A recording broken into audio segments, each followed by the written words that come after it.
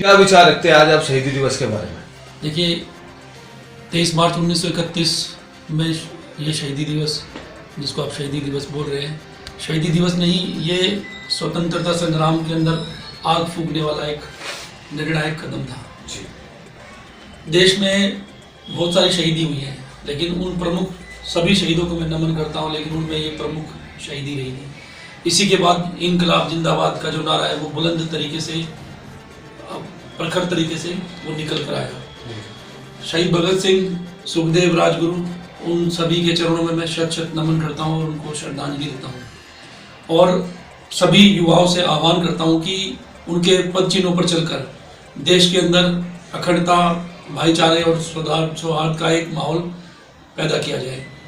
और मोदी जी के नेतृत्व में ये तीनों की तीनों चीज़ें आज आपको देखने के लिए मिल रही है।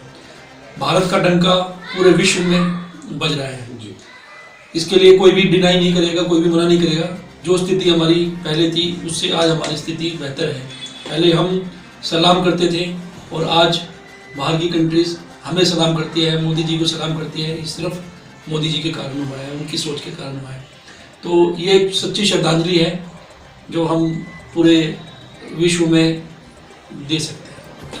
शालू जी, शहीद भगत सिंह जी की उम्र थी उस वक्त सहरा बांधने की, 23 उम्र, 23 से 24 साल की उनकी उम्र थी। उन्होंने फांसी का फंदा लगाया और इनकलाब का नारा पूरे भारतवर्ष में गूंजा और अंग्रेज भगाने में उनकी एक बड़ी भूमिका रही। क्या कहना चाहते हैं इस बारे में? मैं सबसे पहले जो भी हमारे अमर शहीद भगत सिंह जी हैं, राजगुरु जी हैं, सबको मेरी तरफ से नमन है। मैं उनकी जो शहीदी थी उसको मैं मतलब सभी देशवासियों के लिए, सभी के लिए ये सभी देशवासियों के लिए प्रेरणा का स्रोत है। मैं सभी युवाओं से ये करती हूँ रिक्वेस्ट कि वो उन्हीं के पद चिन्हों पे चलकर आगे देश को आगे बढ़ाएं।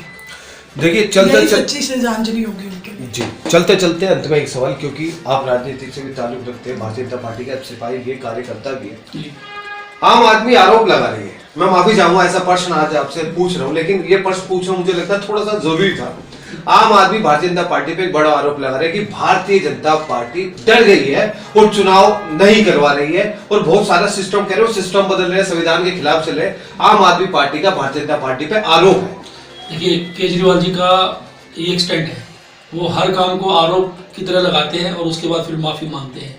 ठीक है, आरोप नहीं है, वो आरोप लगाते रहे, आरोप नहीं है। ये संविधान के अंदर एक हमारे को पावर है संविधान के अंदर, जो वो अपने लोगों के लिए यूज कर सकते हैं। एमसीडी को, तीनों एमसीडी को कल ही आपने देखा है, तीनों को पहले अलग अलग था और तीनों को एक किया है। अब एक किया है तो उसके बाद टाइम चाहिए। ये कोई मोदी जी के हाथ में नहीं है, ये तो चुनाव आयोग की प्रक्रिया है, वो पूरी प्रक्रिया कर रही है। अब आरोप लगाते हैं केजरीवाल जी। अब मैं आपसे एक बात करता हूँ, वो दिल्ली के अंदर हर दुकान मंदिर के सामने शराबों की खोल दी है।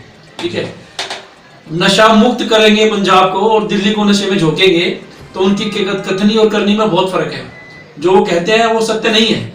भारतीय जनता पार्टी आज तक जो उन्होंने कहा है वो पूरा किया है। लेकिन पंजाब में सरकार बनाई बहुमत के साथ। बिल्कुल, पंजाब में सरकार बनाई, मैं उसके लिए उनको बधाई देता हूँ। लेकिन वो तो सरकार उत्तर प्रदेश में भी बनाने का दावा कर रहे थे, उत्तराखंड में भी बनाने का दावा कर रहे थे, और 4 स्टेटों में उन्होंने जोर शोर लगाया। उत्तर प्रदेश में तो खाता भी नहीं खुला, 0 सीट आई, क्योंकि मोदी जी के नेतृत्व में लोगों ने समर्थन अपना जताया है। पंजाब के लोगों का जहां तक मैं बोलूंगा, उनको बड़ी बधाई है कि उन्होंने केजरीवाल जी को चुना, लेकिन क्या करके दिखाते हैं। शालू जी, क्या आप इनकी बात से सहमत है? बिल्कुल सहमत हूँ मैं। केजरीवाल ने एक तो यहाँ पे शराब की दुकानें मंदिर के बाहर, स्कूलों के बाहर खोली है और वो बोल रहे हैं कि पंजाब को नशा मुक्त करेंगे।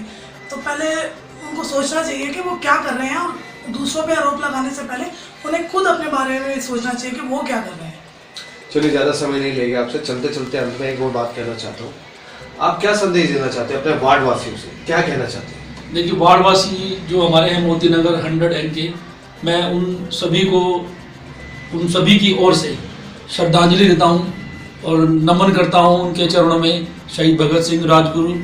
और लोगों को बोलता हूँ, ये बताना चाहता हूँ कि एक सच्चे सेवक की तरह, जिस तरह से उन्होंने अपनी जान की परवाह न करते हुए देश के लिए अपना सर्वोच्च बलिदान दिया है, तो हम लोगों को भी इस तरह से इन्हीं कार्यों को सर्वोपरि रखना चाहिए। अपने लालच को, अपने जो खुद के वो इशू है उनको हटाकर देश हित के बारे में सोचना चाहिए। और मेरे हिसाब से देश अगर सर्वोपरि है तो सब कुछ आपके लिए है। और सबसे पहले देश, बिल्कुल। या यूक्रेन में आपने देखा, आप देखिए किस तरह से छात्रों को लेकर आए मोदी जी, तो नेशन फर्स्ट है उनके लिए जी। इसमें कोई राजनीति नहीं है, चाहे वो केजरीवाल जी राजनीति करें चाहे कांग्रेस राजनीति करे, इसमें राजनीति नहीं है। नेशन फर्स्ट है और नेशन फर्स्ट होना भी चाहिए। अगर आप घर के बड़े हैं, मैं आपको ही बताता हूँ, अगर आप घर के बड़े हैं तो आपको एक लीड देनी चाहिए। आपको अपने घर में एक लीड देना चाहिए। हो सकता है आप कम खाएं, लेकिन जो आपसे छोटे हैं उनका आपको पूर्ण ख्याल रखना चाहिए। और ये इस तरह की सोच है, मोदी जी की भी यही सोच है। इसी सोच को लेके वो आगे बढ़ रहे हैं और विश्व में डंका बज रहा है। जी। अंत में चलते चलते कुछ कहना चाहेंगे? होंगी पूरे दिल्ली वासियों से या वार्ड वासियों से कि मतलब उनकी जो बलिदान दिया उन्होंने शहीद दिवस पर, उनकी पदचिन्हों पर चलकर उनको श्रद्धांजलि दें। जी। राजधानी टुडे में जो आपने समय दिया बड़ा अच्छा लगा। तो चलिए चलते चलते अंत में मन में एक विचार मेरे भी आ रहा है, आप लोग अगर मैं साथ दे तो अच्छा लगेगा। जी जी बिल्कुल बिल्कुल। इनकलाब जिंदाबाद, भारत माता की जय। जय श्री राम। जय श्री राम।